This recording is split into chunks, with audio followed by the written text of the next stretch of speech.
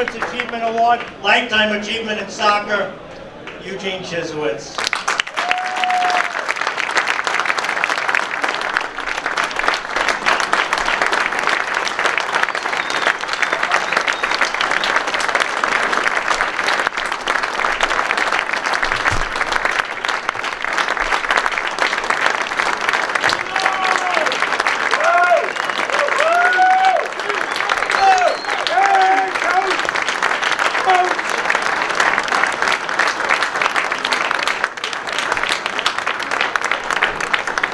Thank you. I have mixed emotions about the award. I have mixed emotions with the award because my brother Walt, that I love so much, left me. And I have a hard time. I gave our committee a hard time for many years not to accept the award because I had him as a brother. I loved him so much, and I had him as a brother, and there's no way a trophy, an award would be praised for. But I started thinking about Walt, and the more I thought, the committee came back to me, the more I was convinced that Walter would want me to take the award. Walter would want me to be happy. Walter would want me to continue the methodology of teaching and coaching soccer, and I accepted the award, and I'm so happy that I did. I want to thank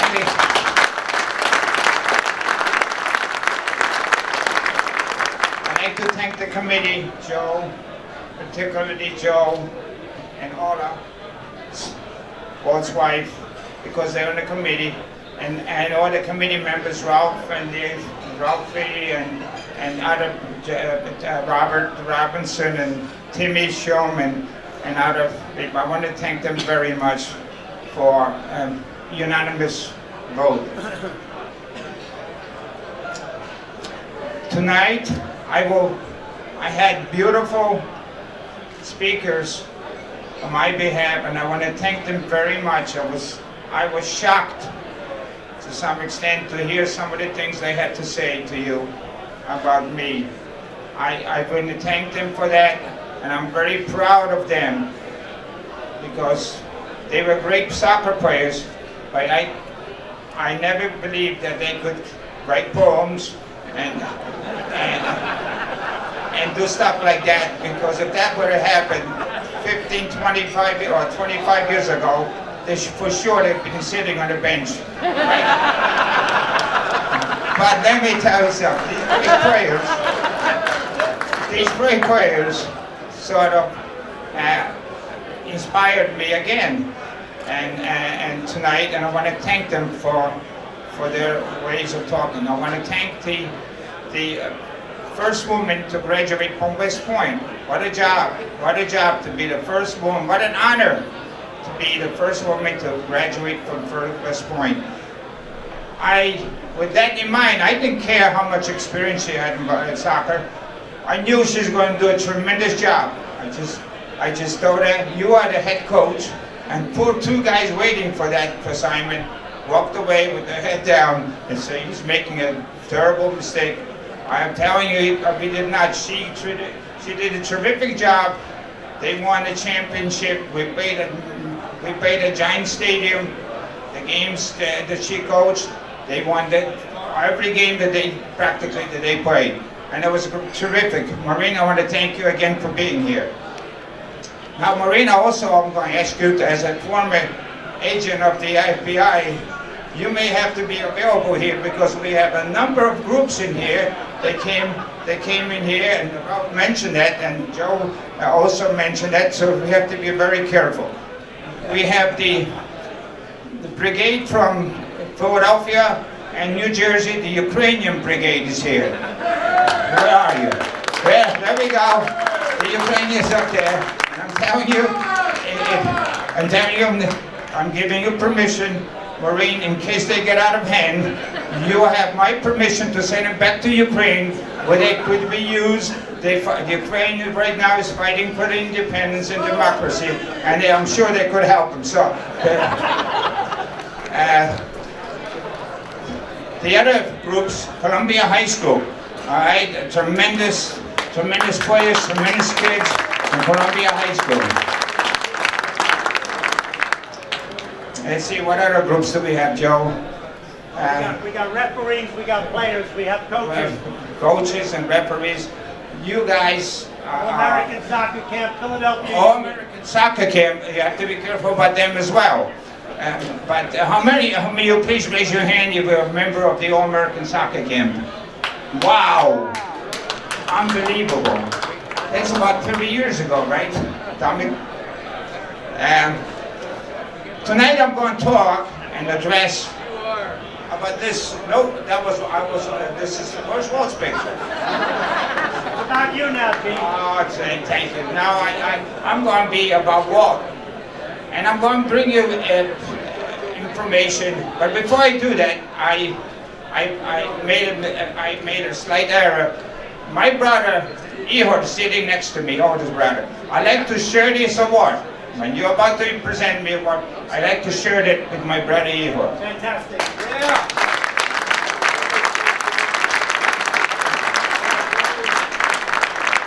I will bring you back 35, 40, 45 years ago. The Stalin ordered a complete attack on the German army, and they start moving them back, and everybody's running west for freedom and democracy, including my mom and 3 brothers. Walt, the little guy, I was in the middle, and Ehud was the oldest person. And my mother could not supervise us, so she assigned Ehud to be the supervisor, looking over Walt and my behavior to make sure we control ourselves. We had a terrible, horrible time moving from Ukraine all the way towards 5 countries, and wind up in Germany. During that time, Walt and I had opportunities to grow up and mature very fast, because we had to deal with poverty, with hunger. We had to deal with Dutch bullets. We had to deal with machine guns, grenades, and bombs. And we had to run. And it was a very terrible times for us. So in Austria, we arrived to Austria. You did not know this, and the first time everybody here know that, but this is what happened. Walter comes to me and says, Gene, let's go and find something to eat. And let's go to the river down below and see if we can get for our mom some fish so we can have a decent meal. Well, what happens here, Walter says, why, we are not prepared to do that. How are we going to catch fish? And Walter says, I'll tell you what, grenades, machine guns, bombs are laying around us, tanks. In fact, one time we moved the tank, and then we had to jump off because we couldn't stop the tank. But in this case, Walt says, I'll tell you what, Gene, you take this machine gun, because it's very heavy, I won't be able to carry it. And I will take the bullets so we can use it, and I will carry that in about half a kilometer from our place where we resided temporarily, because it's all, it was tough to find a place to sleep. Most of the time we slept between the cows. Not the horses, but the cows. The horses don't stand up, but the cows was nice and warm, so we slept between them. We spent a lot of time in the stables. So, we picked up the machine gun. I carried, it was hard, by the time we got to the river, we both were tired. So we placed the machine gun against the bank of the river, and we put the bullets in and so on, and we're ready to go. I said, what?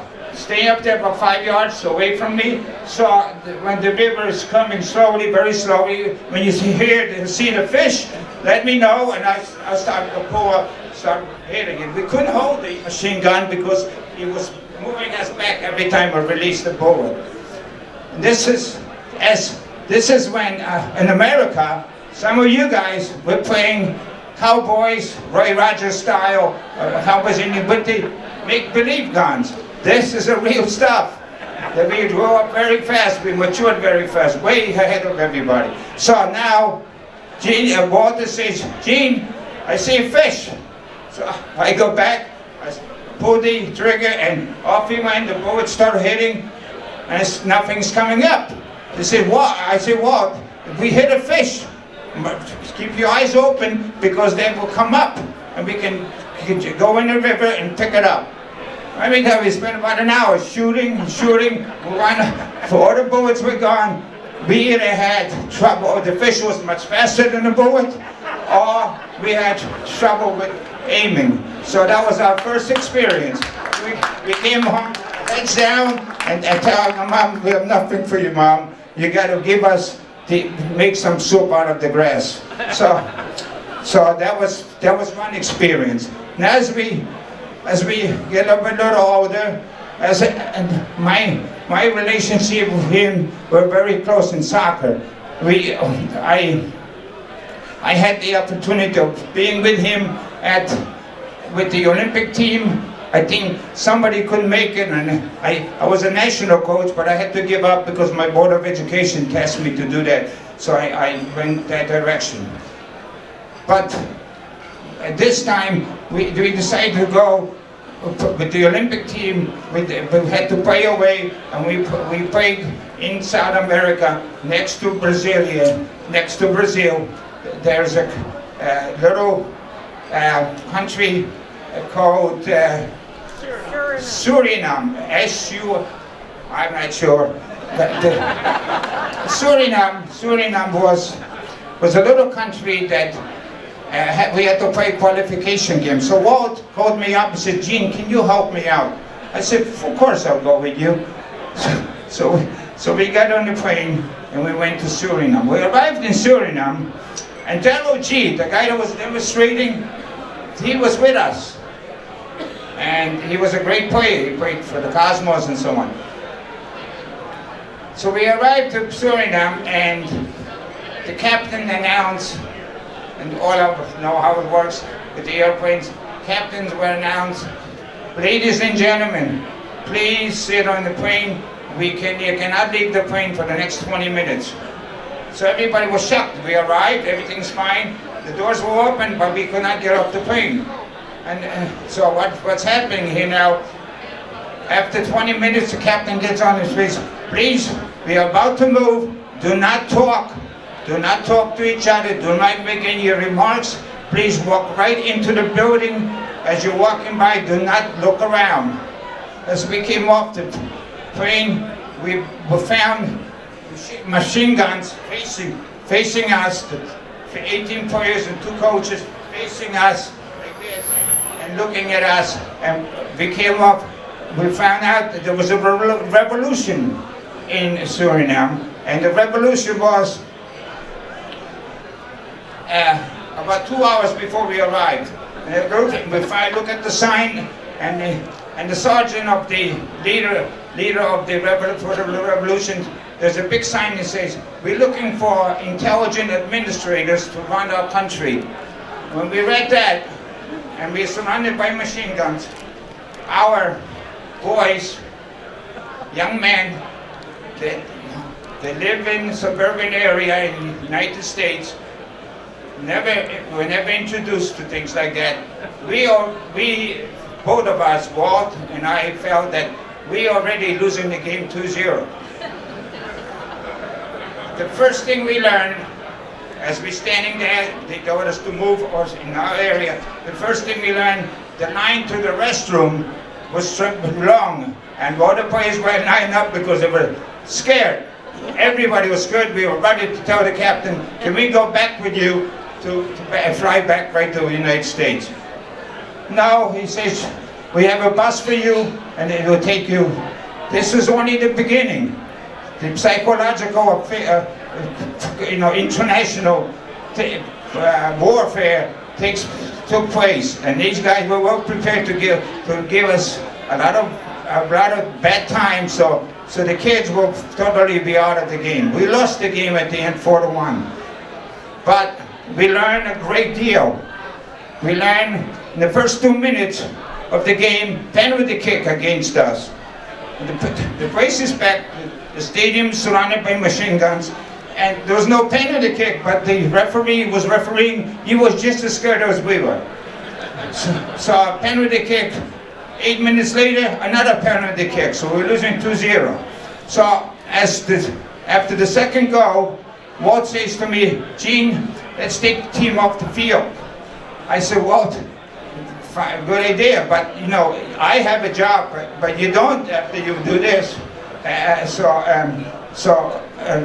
We decided to stay. About 5 minutes ago in the halftime, and another penalty kick, but he decided to go back. He said the linesman said there was an offside and stuff like that. So we going back to the locker. I said, Walter says to me, "We're not coming out for second half because it's just too dangerous." And these kids were so upset. They decided to stick with us until we're not coming out. The referee comes into our locker room and says, "Listen, I'm going to try to do better than you can, but we're going to have to continue with the game. You have to play. This is a qualification game. You have to play." So we did that. We came back. We lost 4-1. The only player that scored 1 goal was Darryl G. We lost to a team that we are much better. And but the circumstances that we played under were tremendously, affecting the players and the whole program. Just to tell you how bad it was. Now, one more thing I'll tell you what happened with Walt. Walter was a special kid. He a special coach. He had a way to get to the players. And the players gave him nothing but 100% effort every time. And it was a pleasure working with him. He was a great organizer, and he loved every one of you. Everyone that's sitting in here, he loved you. He loved like you're part of the soccer family and you're part of him. I want to now final my thanks to my wife and two sons, Gene standing on my left, and Michael. And I want to thank my wife and Gene and Michael for allowing me to serve my 50 years of coaching, giving me the opportunity to work with great kids and without any presentation. You supported me, all three of you supported me to the point where now that I am very relaxed, and I want to thank you for everything that you did for me. Thank you. Good night.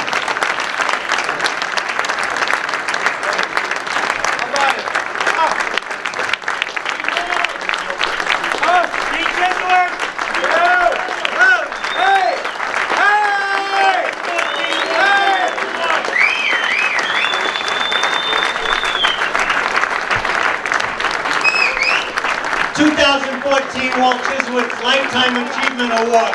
Gene Chyzowych sharing it with his brother, Ihor Chyzowych.